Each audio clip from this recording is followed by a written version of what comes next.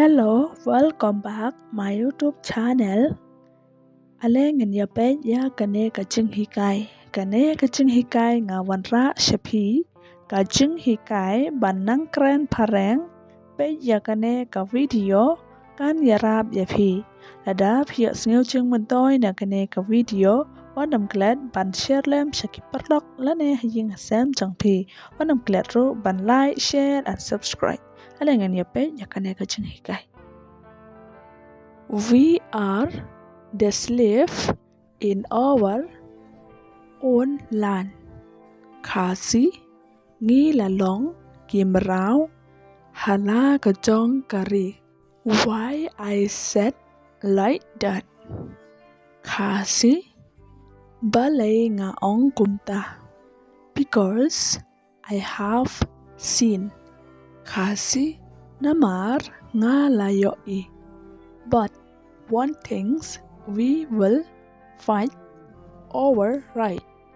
Kasi tang kaway ngi ham ban yale ya kahok jongi. Every community have the right to protect their own people. Kasi kano kajaj banreu kadon kahok ban yada yala kijong kibriu. As you have seen. Kasi kumba pi layoi. Most of you have seen what happening in our state. Kasi bon na padeng jong pi la yo I ya ka ei balajia ha ka chula jongi. When people demand their own right. Kasi haba kibriu kidawa yala ka jong kahok. No one listen the voice of the people. Kasi omdan mano bas ngam ya kasur jong upay ba. Be patient but never give up. Kasi ya siya tang ba what can randin. Remember in your prayers. Kasi cất mau lắm ha ka jing ruai jong pi. Prayer is the best medicine. Kasi ka jing ruai ka long ka dawai ba. If the truth shall kill them, let them die. Kasi lada ka jing shisha ka panyab yaki the I can yap. We need a leader who speak the truth. Kasi ngi don kam ya kinong yalam kibakren ya ka jing shisha. We need a leader who love the people.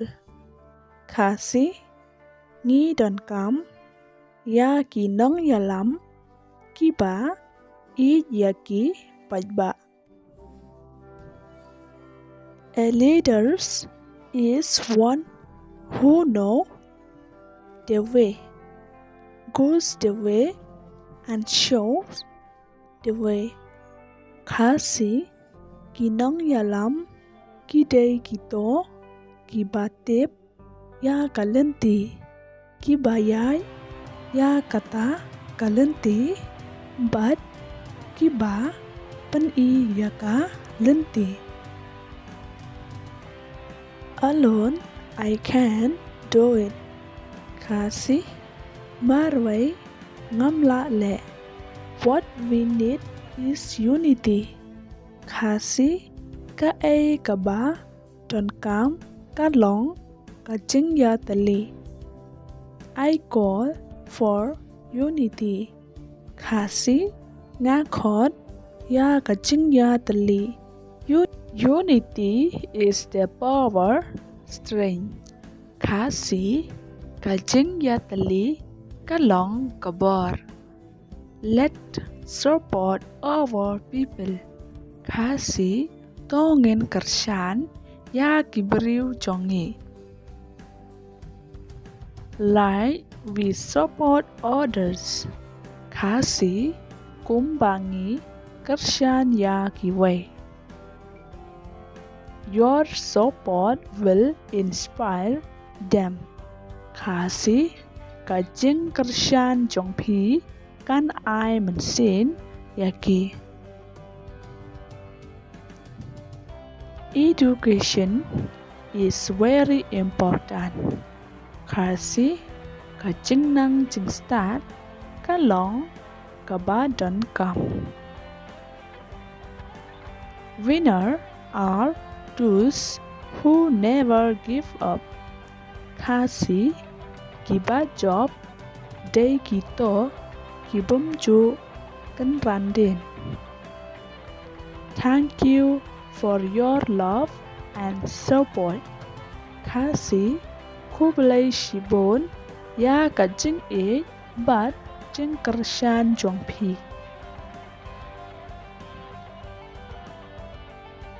I'm very grateful to you.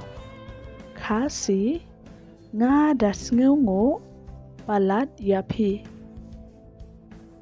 Don't try to convince people. Kasi what persyang ban penbor ya kipriu. Don't forget like, share and subscribe. Bye.